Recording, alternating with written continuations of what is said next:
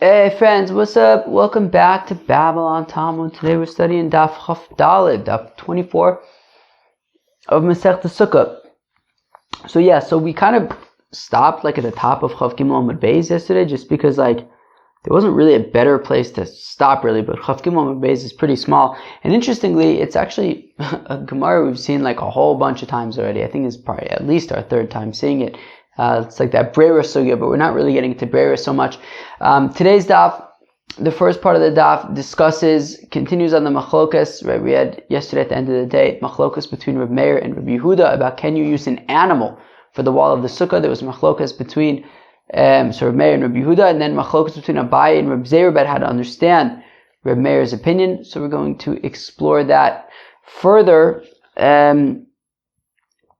And then we are going to see a machlokas between Rabbi Yosef Glila and the Chachamim about can you write in a get, like a divorce document, on an animal. And then we get to a new Mishnah about making using trees for walls of a sukkah. So that's what we have in stock for today. So let's start on Daf Chaf Gimel Amud Beis all the way at the top. Umi Amar Abaye, Reb Meir Chayish Lemisa, Reb Yehuda lo chayesh. You got the kasha? So, yesterday we had a machlokas between Reb Meir and Reb Yehuda. Can you use an animal for the wall of a sukkah? Reb Meir says no. Reb Yehuda says yes. How come Reb Meir says no? So there's machlokas between Abaye and Reb Zeir. Abaye says, Reb Meir says you may not use an animal as the wall of a sukkah, because what if the animal dies? Reb Zeir says that according to Reb Meir, you cannot use an animal for the wall of a sukkah because it might run away. Fine. So we see that according to according to Abaye, Reb Meir is concerned that the animal might drop dead. Now, frek the Gemara, Abaye, Reb Meir chayesh lemisav, Reb Yehuda lo chayesh. Is this true? That according to Abaye, Reb Meir's opinion generally is that we are concerned about death, and Reb Yehuda is arguing and saying, no, we're not. But we learn in a Mishnah.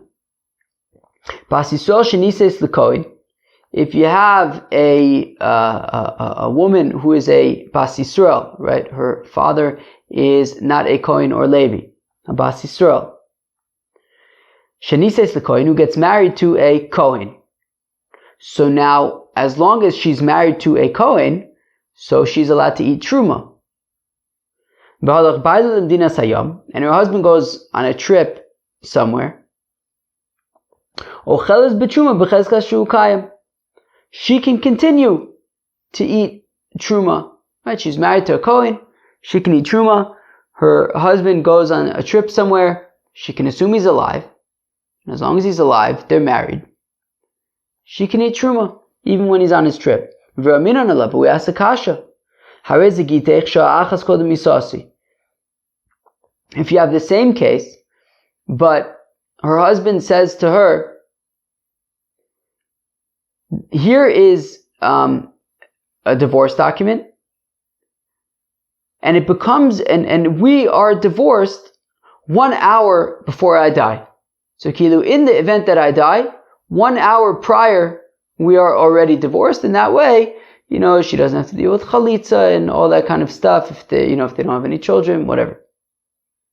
So 1 hour before I die, we were already retroactively from that point divorced. Asur lechol b'truma miyad, she's already no longer allowed to eat truma, because maybe right now is the hour before he's going to die. You're never going to know when the last hour before his death is. So therefore, she can never eat truma, because we're concerned that, well, what if he's going to die, in an hour from now? Then Memele, right now, you're already divorced, and you're not allowed to eat truma. So we see that on the one hand, we seem to be saying that if the husband goes on a business trip or goes on some trip, she's allowed to continue to eat truma based on the assumption that her husband is alive.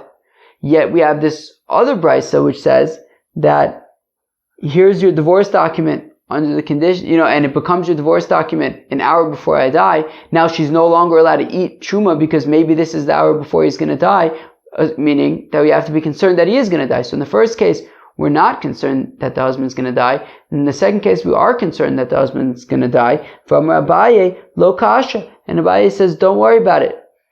Harab Meir, the lo chayish lemisa, Harab Yuda, the chayish lemisa. The first brisa, where it says that she's allowed to eat truma under the assumption that the husband is alive. So that's Reb Meir, who's not concerned that he's going to drop dead. The second brisa, where we say that she's not allowed to eat truma because maybe this is an hour before he's going to die, that is Reb Meir, that is Reb Yehuda, who is concerned about the husband dropping dead. So, on the one hand, Abaye was explaining the machlokas between Reb Meir and Reb Yehuda regarding using an animal for the wall of a sukkah, that Reb Meir holds that you cannot use the animal for the wall of the sukkah because it might drop dead. And Reb Yehuda says you can use an animal for the wall of a sukkah because we're not concerned that it's going to drop dead. And yet, the same Abaye is explaining that when it comes to a Bas Yisrael who's married to a Kohen eating truma, Reb Meir is saying we're not concerned that he's going to drop dead, and Reb Yehuda is saying that we are concerned that he's going to drop dead. So how come Abaye in one place is explaining Reb Meir being concerned with death and Reb Yehuda not being concerned with death, and yet in the other case Abaye is explaining that Reb Meir is not concerned about death and Reb Yehuda is concerned about death? Okay, I hope I got those right, but either way, in one case Abaye is explaining Reb Meir as being concerned about death, in the other case, not, and Reb Yehuda also, vice versa. Fine. And now, interestingly, okay, so now the proofs that are coming up get like a little bit funny, but anyways, we're going to bring a proof now for Reb Meir to say that we are not concerned about death, and it's going to come from was it a Mishnah that we always bring up in or is it a Brisa, a Tosefta, that we we've seen already a few times in the context of Breira. Here we go. The Tanya, as we learn in a Brisa, Alokech Yain Mibein HaKusim, that a fellow who purchases wine from the Kusim, Omer Shnei Lugan Shani Osed La'afrish, that, so he buys this wine, and he's going to have to separate Trumas, Maisris. So he says, look, I just bought this wine right now. I can't separate it right now, but when I get home, I'll separate it, but I also want to drink the wine right now. So he says, look,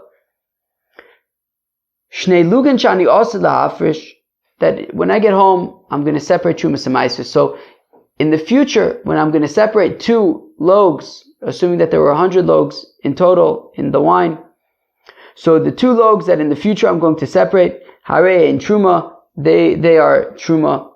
Asar Meiser Rishon, the 10 loaves that I'm going to separate later, those are Meiser Rishon, Tisha Meiser Sheni, and the 9 that I'm going to separate should be Meiser Sheni, Umeichel V'Shosum Yad, and then he, whatever takes the Meiser Sheni, he is Machalal it onto what's it called, money, and then he could, because the money he could already do now, and then that'll be for Meiser Sheni that he brings to Jerusalem, V'Shosum Yad, and he could drink immediately Divrei Reb Meir. That's Reb Meir's opinion. So we see that Reb Meir seems to be saying that you can, you have all this wine, you want to drink it now? Okay, so Beseder, so you can just say, look, in the future I'm going to separate the Trumas, the Maisros, and then you can drink now, and then Memela later on when you set aside the Trumas and the Maisros and stuff, we say that at the time that you drank it, it was already considered separate. Fine. Reb Yehuda, Reb Yosef, Reb Shimon Osrin, whereas Reb Yehuda, Reb Yosef, and Reb Shimon say it's Osir, that you're not allowed to do this. So, what do we see? So what's the proof here? The proof here is that Reb Meir seems to not be concerned that the wine skin is going to break and you're going to lose the wine. Where apparently Reb Yehuda and Reb Yosef and Reb Shimon are concerned that, well, what if the wine skin breaks and you'll lose the wine? So, we see that Reb Meir seems to not be concerned about these, whether the wineskin dying or whether the wineskin breaking or whether an animal or a person dying. Right? Reb Meir doesn't seem to be concerned about that. Whereas Reb Yehuda as well as Rabbi Yossi and Rabbi Shimon, seem to be concerned, well, what if the wineskin breaks? So the same thing would apply to saying that he would also be concerned, what if a person dies? Okay, fine.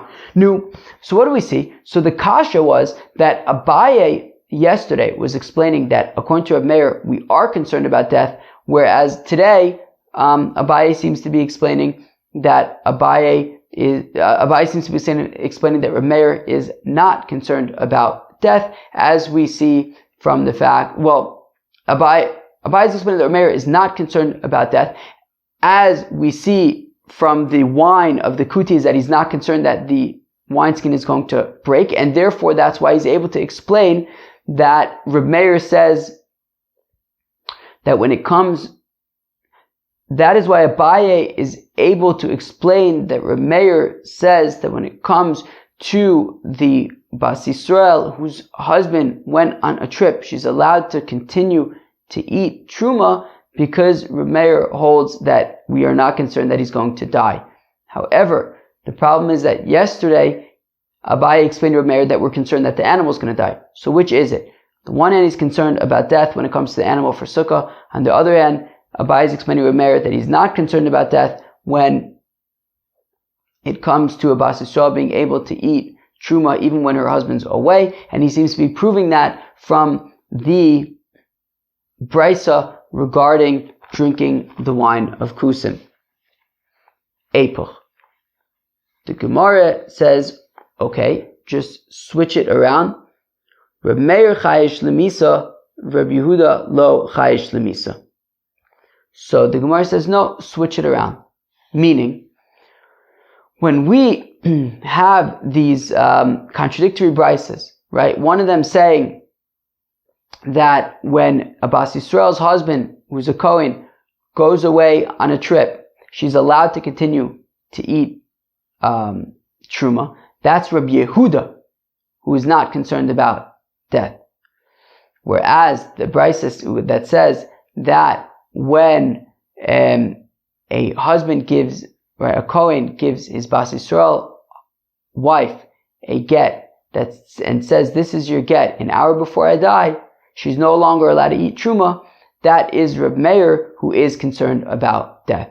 Okay, so therefore, again, so says the Gemara that on today, what we learned today on Chav Gimel Amud Beis, that Abaye is answering up these two brises about the Bas Yisrael to the Kohen. So answered up by saying, to be consistent with what we said yesterday, which is that according to Abaye, Reb Meir is concerned about death, just like by the wall of the Sukkah animal, and Reb Yehuda is not concerned about death. And I'll prove it to you from our brisa by Sukkah. The Tanya, as we learn in the brisa, Asar levei madof in the Sukkah, that if you use an animal as a wall for a Sukkah, Reb Meir posel Reb Yehuda machshir, that Reb Meir says that it's possible because we're concerned that the animal is going to die, and Reb Yehuda says that it's kosher because we're not concerned that the animal is going to die. But kasha Reb Meir ad Reb Meir. But we have a kasha of Reb Meir onto himself, because on the one hand, when it comes to the using an animal for the wall of a sukkah, Reb Meir is concerned that the animal is going to die. On the other hand, when it came to the wine of the kuti, Reb Meir says, yeah, you could just separate the wine, the trumas and maisus, right? Meaning, just say that in the future you're going to separate the trumas and maisus, and it'll be and it'll just memele using brera be considered separated already now. And he's not concerned that, well, what if the wineskin breaks? So on the one hand, he's concerned about the animal dying, but on the other hand, he's not concerned about what if the wineskin breaks? So Reb Meir misa shchicha b'kias anod lo shchicha. So Reb Meir says, look, death is common, whereas a wineskin breaking is not common. Efshir demasule l'shomer. You can always just give it to somebody to guard to make sure that it is not going to break. Okay, so therefore it's not necessarily a problem for a Meir to say when it comes to the animal, we have to be concerned that it's going to die, and when it comes to the wineskin, we're not going to be concerned that it's going to break. But don't necessarily draw the conclusion from there that, well, if we're not concerned that the wineskin is going to break, well, then maybe we shouldn't be concerned that the animal is going to die. No, animal dying is more common than a wineskin breaking. Okay, fine. Kasha Reb Yehuda ad Reb Yehuda. So then the Gemara says, wait, but what about the fact that Rabbi Yehuda seems to be contradictory, right? On the one hand, he's saying in the Brisa, when it comes to that using an animal for the wall of a sukkah, that you are allowed to use an animal for the wall of a sukkah, so he's not concerned about death, and yet he seems to be concerned about the wineskin breaking. So time of Rabbi Yehuda lav mishum dechayish levkias nod. So the Gemara says, no, Rabbi Yehuda, when he says that you're not allowed to drink the wine of the kusim, based on the fact that in the future you're going to separate Trumas and Maasros, that has nothing to do with the fact that he's scared that the wineskin might break and then you won't end up separating the Trumas and Maasros. No, that's not the reason. Elam shum delays le brera. No, it's just because he doesn't hold a brera. Right? I mean, this has nothing to do with the wineskin breaking. It has to do with the sugya of brera that we've learned a few times, which is, can we go in the future and change state retroactively? Right? Meaning when we later on separate the Trumas and Maasros from this wine, can we say, okay, so now that we're separating it later, so memela at the time that you drank the wine earlier, the parts that you ended up separating later were already the parts that were really separated earlier, right? It's the whole Photoshop thing, right? The fact that you later on separate Trumas and Maasros, can we go back and Photoshop the reality earlier when you drank the wine that the wine that you drank at the time was chulin because the parts of wine that you separated later were the parts that you were kind of leaving there at the time and weren't drinking. One second. Is it really true that Rabbi Yehuda is not concerned about the wineskin breaking? But if we go weiter in that price with the wine of the kutis, they said to Reb Meir, that they say to Reb Meir, but Reb Meir, aren't you concerned? How can you say that you could drink the wine immediately? Aren't you concerned that the wineskin might break? And if that happens, then you will never end up separating the Trumas and Maasros, which means that, well, if it's now eventually going to become impossible to separate Trumas and Maasros if the wineskin breaks, then memele, what you were drinking was tevel. Reb Meir, aren't you concerned about that? So therefore, from the fact that Reb Yehuda is asking Reb Meir that kasha, doesn't it seem that Reb Meir that Reb Yehuda is concerned about the wineskin breaking? And Reb Meir, of course, answers Reb Yehuda, as we've seen a few times, and it's a Gavaldiga answer. He says, L'chshei baka. I'll worry about it when it happens. Don't bother me now. Right now, nothing broke. Let's work with that. I'll worry about things breaking when things break. Let's not worry about that right now. In computer programming, we call that, what do we call that?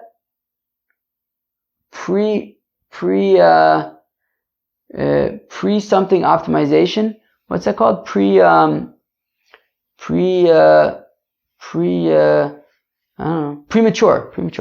optimization. It's when you start worrying about situations that are just theoretical at the moment. And the problem with premature optimization is that you can end up making things overly complex for no real reason, and things become a mess.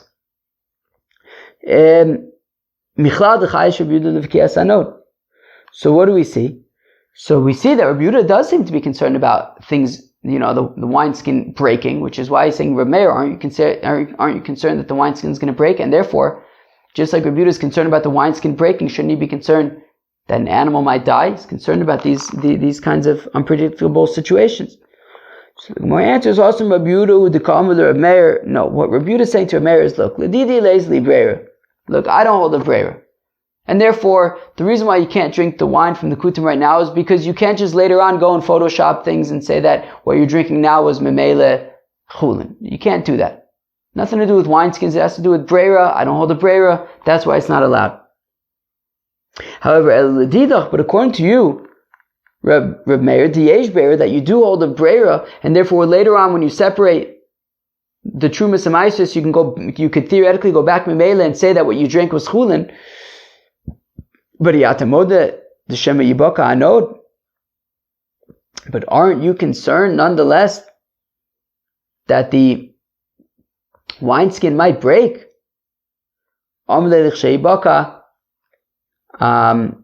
So Reb Meir says, look, I'll worry about it when it happens. Okay, fine. One second, is it really true to say that Reb Yehuda is not choshesh lemisa? Right, that Reb Meir is choshesh lemisa, and Reb Yehuda is not choshesh lemisa. But we learned in the Mishnah, Reb Yehuda Omer, af isha acheres maskina lo shem etamus ishto. Remember, this is the first Mishnah in Masechta Yoma.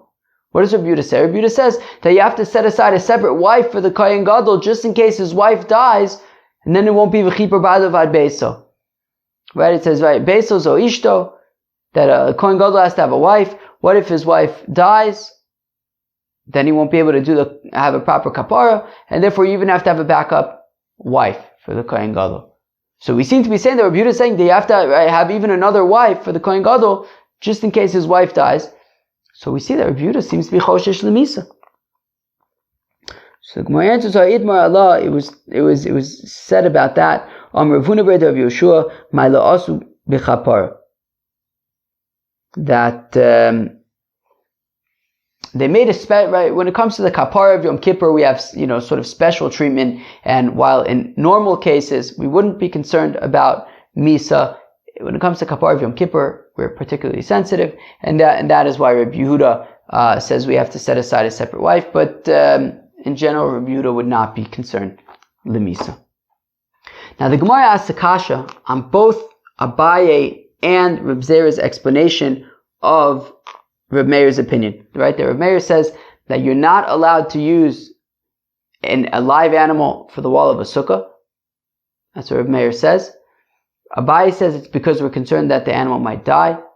Reb Zera says we're concerned that the animal might run away. In fact, the Gemara asks, Spain, Lamanda Omer, Shematamus, whether according to Abaye's explanation of the animal might die, Bein Lamanda Omer Shemativrach, or whether according to Reb Zera's explanation of maybe the animal will run away. Mida Oraisa, Mechitza Ma'ayehi. Mida Oraisa, it's a kosher Mechitza, right? Meaning, what are Abaye and Reb Zera saying? We're saying, look, technically speaking, there's nothing wrong with using an animal as the wall of a sukkah. The problem is it might run away. The problem is it might die, right? We even said yesterday, if you take an elephant and you tie it up, then you can use it as the wall of a sukkah. It's not going anywhere. If it dies, it'll still be 10 tvachim. It's just the rabbis who said that you're not allowed to use it. Maybe it'll run away. Maybe it'll die. Elameata le Reb Meir, Titam mishum gola. Titam mishum gola. Aloma tanan Reb Yehuda mitam mishum gola. Reb Meir mitayr. We said yesterday that according to Reb Meir, you're not allowed, right, that if you use a live animal for like the lid of a coffin, it doesn't have the din of a golel, of the lid of a coffin, i.e. it doesn't become tameh. So now the Gemara's kasha is, if Reb Zera and Abaye are correct, that really midoraisa you can use an animal as the wall of a sukkah, and midorabanan we're concerned that it might die or it might run away. So kilu, an animal midoraisa is a good wall. Just midorabanan we say don't do it. Well then, so in that case we're being machmir, right? Midoraisa, an animal is a kosher wall. We're being more stringent and saying, but don't use an animal as a wall because maybe it'll run away, maybe it'll die. But this same stringency ends up becoming a leniency, which is, well, if you use an animal for the lid of a coffin, so then we're saying, well, it doesn't work as a lid and it doesn't become tameh. But if midoraisa, it is a good wall or it is a good lid, so then it should be tameh. How could we just be makil to say, no, it doesn't become tameh? So again, kilu, it's a chumrah, sure, we're being stringent when it comes to the using a live animal for the wall of a sukkah, we're saying, no, don't do it. But one of the things that we listed yesterday, and as we just quoted in Mishnah as well right now, is that Reb Meir says that an animal is not a proper, you can't use as a lid of a coffin, which therefore the implication being that it doesn't become tameh. So in this case, it ends up becoming a leniency. So how can you say that because it might run away or it might die, we can now do this leniency to say that this golel is tahor. So Ella, Amar Rav Acha bar Yaakov Ksav Meir Kol Mechitza Shomedes Bruach Eno Mechitza. So rather says Rav Acha bar Yaakov, no, the opinion of Rav Meir is the following, which is any thing that stands because of air is not considered a wall. Meaning, an animal, why is an animal standing? What makes it stand? The fact that it has, right, nishmas chaim inside of it. It has life. It has a spirit inside of it. But remove that spirit, the animal just kind of deflates and drops on the floor. Right? So anything, like any wall that stands only because of wind, Ena mechitza is not a real wall. And this animal is only standing because it has a nefesh inside, a spirit. And therefore, that's not a real mechitza. And it's mamish, not a real mechitza. It's not a mechitza for a sukkah, and it's not a golo for a kever. It's just pashut, not a good mechitza. Those who say, Amar Rav Acha bar Yaakov, says Rav Acha bar Yaakov, Ksav Meir, Kol mechitza she'en asuya b'dei adam ein mechitza. That any wall that is not made by a human is not a proper wall, and this animal was not made by a human, therefore it's not a proper wall. My benai, what's the nafkamina between the two ways of understanding, of explaining Rav Acha bar Yaakov? Either that it doesn't have anything that has like a air in it, so then it's not a good wall, versus anything that's not man-made is not a good wall. Well, the nafkamina is if you use a node, some kind of skin or something that a person blows up, blows air into, and that's what gives it its sort of size. So if you say, well, there's a problem with walls that are, stood up by like air or whatever and can be deflated, or, if they lose their air or their spirit or their life, they just kind of collapse.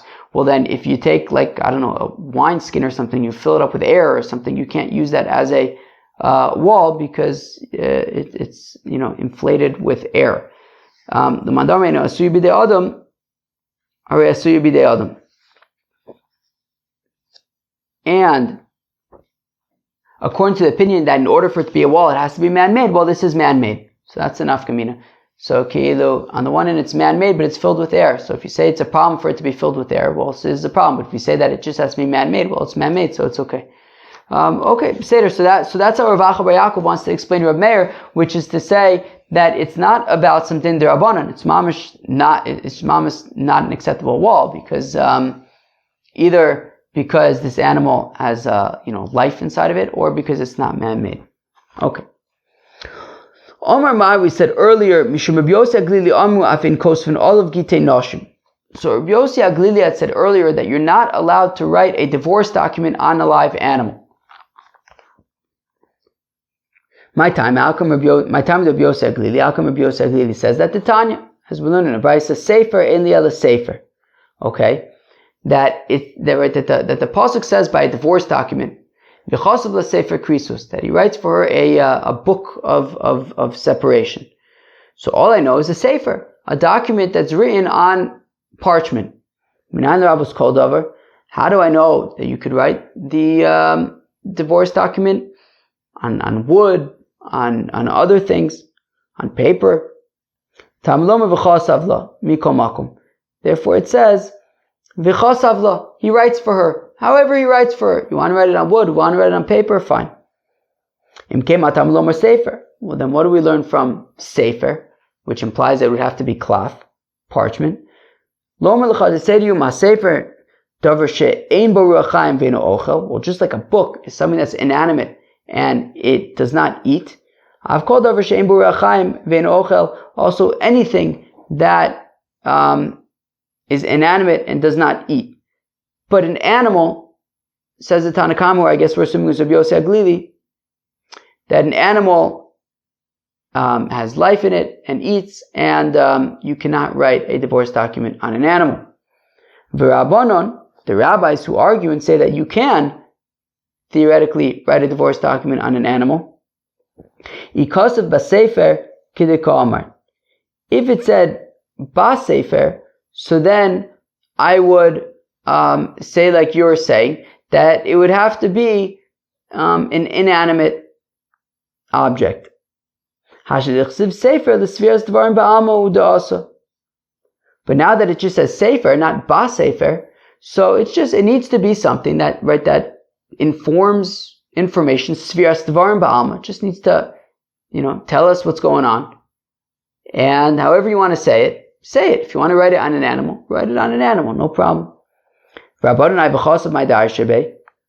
to the rabbis, what about the fact that it says v'chasavla? Which means that a kid, so why do you need v'chasavla? Right, according to Rabbi Yossi Aglili, I need v'chasavla because I would have initially thought that it says sefer, specifically parchment. So therefore I need v'chasavla to say that, it's not just parchment, it can be anything. But according to the rabbis who say that, no, sefer just means telling us stuff in general. It could be on anything. So why do I need v'chasavla? What do I learn now from v'chasavla? Which was, we were assuming earlier, that's how we learn kind of that it could be more general and it can be written on anything. So the Gemara answers, according to the rabbis, what they do with v'chasavla is that davka, the divorce, happens through writing, not through money. Because Sakadati Chamina, I may have thought to say, well, because it says, right, v'yotza mi beisov alcha v'haisa lish acher. Right, we compare v'yotza v'haisa. We compare leaving to coming. Ma'avoy b'kesef afitzia b'kesef. Just like when she gets married, it's with money, right? So also when she leaves, when she gets divorced, I may have thought to say that you can get divorced with money as well. So Kamash Milan, therefore it says v'chasavla, to say no, you have to write it, you can't pay it. Rabbi Yossi Aglili haisvar minale. So how do we know? So how does Rabbi Yossi Aglili know that you're not allowed to get divorced with money? Mi sefer krisus nafkale. Well, the pasuk says v'chasavla sefer krisus. He has to write her a book of separation. Sefer korsa vein davaracher korsa. That you get divorced with writing, with a book. You don't get divorced with anything else, and therefore you don't get divorced with money. V'idach. And what do the rabbis do with that pasuk of sefer krisus? Hahu mibayle l'davar hakoros beino leveino. The rabbis say from sefer krisus, what we learn out is that it has to be something that is mamish, a separation. Kidetanes, we learn in a brayso, areza gitech amanashel tishti yayin. This is your divorce document, but you're no longer ever allowed to drink wine. Or that you no longer go to your father's house. Einza krisus. That is not a proper divorce document. She's not divorced because there's no real separation there, because her entire life now she's still connected to him to the extent that she's never allowed to drink wine anymore because she's still connected to this sort of agreement or requirement of his. She can never go to her father's house anymore, right? As long as these things are applicable, so then she's still connected to him in some way, and therefore that's not a proper divorce document. So you cannot say to her, look, we're divorced now under the condition that forever you don't drink wine. Because now he's still sort of, ruling, like applying authority over her forever. That's not okay. That's not a proper separation. Kol shloshim yom areza krisus. But if he says, look, here's your divorce document, but you're not allowed to drink wine for 30 days. Well, in that case, it is a good divorce document because, as long as she doesn't drink wine for 30 days, they're divorced. Mamish, completely divorced, and therefore that makes it okay. So what the rabbis learn out from Sefer Krisus is that it has to mamish be something that is a real separation. There can't be any strings attached. Ve'idach mikaris Krisus nafka, whereas Rabbi Yossi Aglili says, that could be learned out from the fact that it could have said kares, but it says krisos, so the fact that it says krisos is to say that mamish has to be a complete separation. Vidach kares krisos lodarshe, whereas the rabbis don't learn out this kares krisos thing, therefore they have to learn it out from Sefer Krisos. Okay, fine. Very good. So what do we see? So we see that initially the point being that according to Rabbi Yossi Aglili, you are not allowed to write a divorce document on an animal. According to the rabbis, you are allowed to write a divorce document on an animal. Says the Mishnah, if a fellow makes a sukkah among trees, and the trees are the walls of the sukkah, kshera, it's a kosher sukkah. It says the Gemara, Amar Rav Acha bar Yaakov, says Rav Acha bar Yaakov, that any wall that is unable to stand up to just a regular kind of wind, an ordinary wind, if it can't stand to an ordinary wind, it's not a proper wall. Tanan, we learn in the Mishnah, if a fellow makes a sukkah among the trees, and the trees are the walls of the sukkah, kshera, it's a kosher sukkah, but one second, but aren't the trees going to be moving around and not standing firm in a regular wind? We're talking about strong, sturdy trees. What about the fact that there's the branches of the tree that may sway in the wind, and maybe the branches are part of the walls of the sukkah? He kind of makes it sturdy with, different palm branches and stuff. He makes it sturdy. Well, then what's the chiddush? Well, I may have adapted to say, if you use the walls of, if you use trees as the walls of the sukkah, you might end up using the tree, which is a problem. Kamashmalan, no, it's okay. When it comes to pasei beiros, those diomdin, the L-shaped things, walls, in the corners by the water pit for the Oli Regalim, O Mechitzas Akanim, right? So if there was a tree there, or gader, or a fence, O Mechitzas Akanim, or like a wall of reeds, Nidam Shum Diomid, you can use it for a diomid. So what do we see? So we see that you can use a tree as diomdin. But isn't it going to sway in the wind? There also you kind of made it sturdy with palm branches and things. Okay, if you have a tree that is like, its branches and stuff extend over the ground. Okay.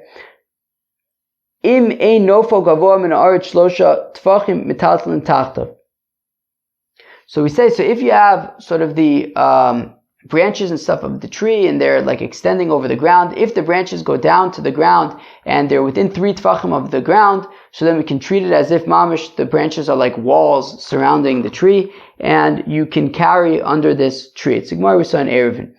Amai, how come? But the branches are going to be like moving in the wind and stuff. How could those be considered a proper wall to be, making like a Rosh Hashanah in there? So also Nami, they're also the Avid Leibutz of Adafna, you're like making the branches stronger with like, palm branches and stuff. If that's the case, Nitalta B'chule, so then you should be able to carry under this tree at any size. Alama Amr Rafuna Breder Vishoy Mitatan Bo Ella Beis Sasayim. How come Rafuna Breder of Yeshua says you can only carry under this tree up to a Beis Sasayim? Right? That if it's larger than a Beis Sasayim, it'll be considered like a carmelis and you won't be able to carry there.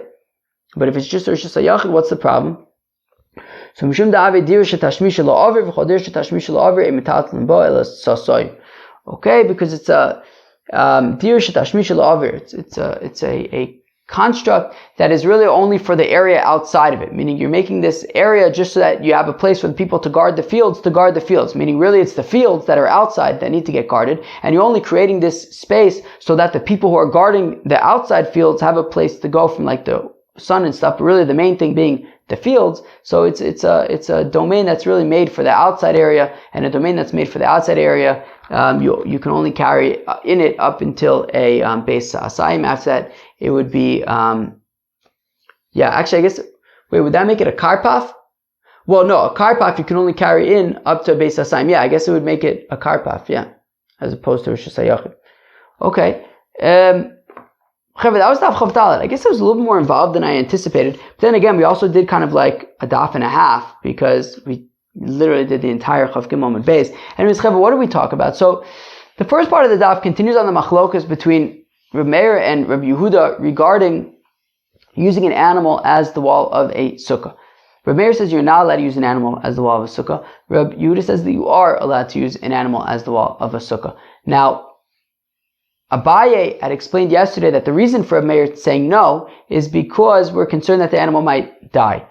We then asked Kasha as well, what do you mean? We seem to be seeing that by Gittin, Reb Meir is not concerned that the husband will die, and then we say flip it around and say that actually that Reb Meir is concerned that the husband will die. Okay, fine, very good. Now, ultimately we asked the Kasha on both Abaye and Reb Zera, right? Abaye says that Reb Meir says that you cannot use an animal as the wall of a sukkah because the animal might die. Reb Zera says, right? So Abaye explains, right? Exactly. Abaye explains Reb Meir that way. Reb Zera explains Reb Meir that the animal might run away. The thing is that both according to Abaye and according to Reb Zera, Reb Meir is saying that mida oraisa, it's a good wall. We're just concerned that the animal might run away or die, so if we're not allowed to use it. But that doesn't explain the fact that we also say that you're not allowed to use, right, that if you use an animal as the lid of a coffin, so then it doesn't become tameh. Why not? Mida oraisa, we're saying it's a proper wall, it should be a proper lid. Shouldn't it become tameh? So therefore, Rav Acha bar Yaakov gives two possible answers, which is one is that any wall that stands by whether it's life, right, like a nefesh, or whether it's because you pumped it up with air or something, it's not a proper wall. The other way to understand, to explain to Rav Acha bar Yaakov, is that a wall needs to be man-made. If you use an animal, it's not man-made. Okay, those are the two ways that we Rav Acha bar Yaakov that we offer for Rav Acha bar Yaakov to explain Reb Meir's opinion regarding the using an animal as the wall for a sukkah. We then had a look at what Rabbi Yossi Aglili had said yesterday, which is that you are not allowed to write a divorce document on an animal. How come? We saw the machlokas between Rabbi Yossi Aglili and the Chachamim, that the Chachamim say that you are allowed to write a divorce document on an animal. Rabbi Yossi Aglili says you're not, and they learn it out based on psukim. We then got to a new Mishnah where we say that you are allowed to use trees as the walls of a sukkah as long as they are sturdy, and then we had a few questions based on that, but that was kind of the main proposition there. That was Daf Chav Daled of Masechta Sukkah. I hope you enjoyed it. Have a great day. Cheers.